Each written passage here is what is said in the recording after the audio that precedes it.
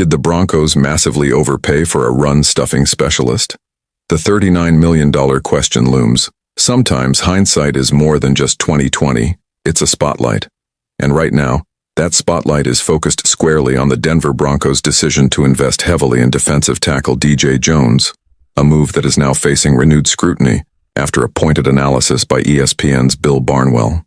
Barnwell recently released his annual breakdown of the NFL's best luxury players, those whose contributions may not always make headlines, but who play crucial roles in specific schemes. One name stood out not just for what he brings to the field, but for how little he costs compared to his peers.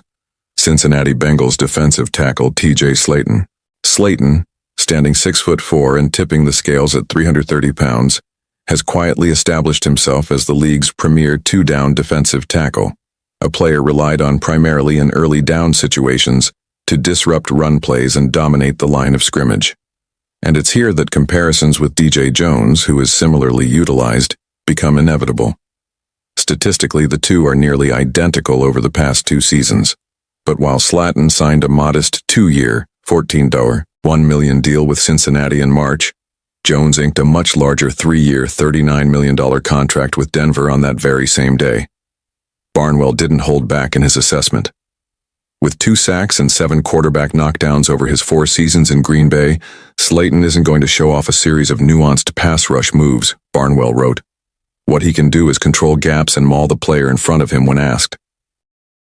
According to ESPN's analytics, Slaton led the NFL in 2024 with a 45.5% run-stop win rate from the interior, edging out not just DJ Jones, but also higher-profile names like Grover Stewart and DeForest Buckner. This is where the optics get murky for Denver. When viewed through the lens of performance per dollar, the Broncos appear to have paid a premium for a skill set that was readily available at a discount.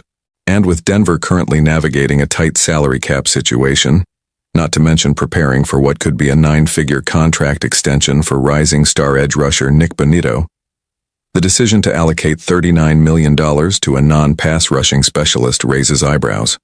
A questionable investment amid an aggressive offseason.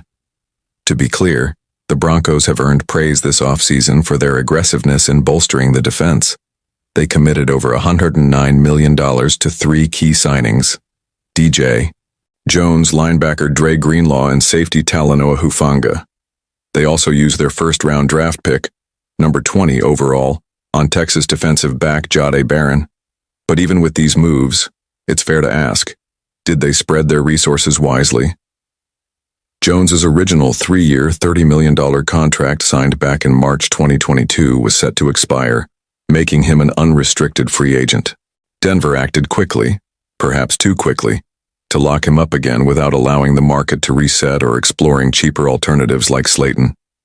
In his first 3 years with the team, Jones was productive, starting 48 of 51 games and contributing 122 tackles, 5 sacks, 9 pass deflections, and several key turnovers.